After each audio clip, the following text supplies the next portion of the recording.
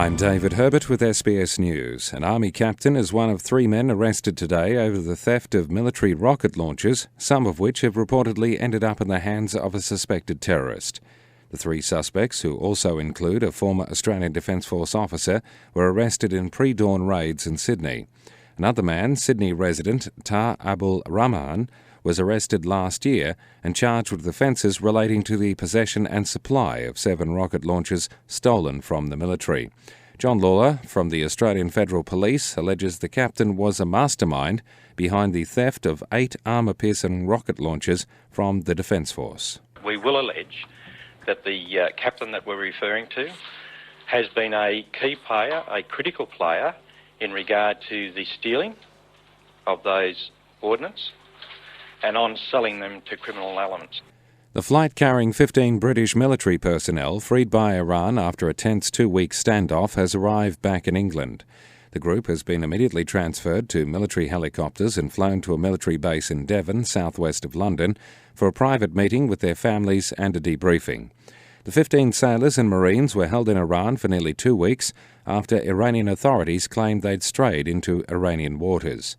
The Iranian president pardoned the group at a surprise press conference, saying their release was an Easter gift to the people of Britain. Tsunami survivors and aid workers in the Solomon Islands have complained that relief efforts are chaotic and slow as the disaster scale becomes more clear.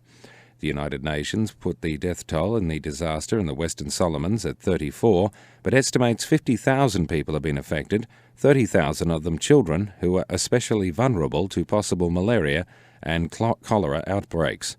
Catholic Bishop Bernard O'Grady, who's lived on the Solomons for 50 years, says rice and some tents are trickling through to Gizo. He's told the ABC he's confident the aid agencies will be able to provide relief in the short term. Where the need is going to be for food and clothing and utensils and proper support in the long term will be for these people whose village has been wiped out. And reports are just coming in how extensive that is. 5 Labor-run states and 2 territories have called for a fair $20 a week rise to the minimum wage. The Australian Fair Pay Commission tonight published 50 submissions to its upcoming decision on the 2007 minimum wage. Victoria, South Australia, Western Australia, the ACT, Tasmania and the Northern Territory have called for the increase in a joint submission. Queensland has made a separate submission but also for a $20 rise, while New South Wales is yet to make a submission. Business groups have warned that no increase should be delivered until at least December. The Commission has been criticised in the past for being a lackey of the government, but surprised its critics when last year's generous increase of $27.36 per week. And the European governing body of soccer, UEFA, has opened an investigation into the crowd violence which marred Wednesday's Champions League quarter-final between Roma and Manchester United. A UEFA spokesman says a decision on whether or not to go ahead with full disciplinary charges will be taken after the Easter break.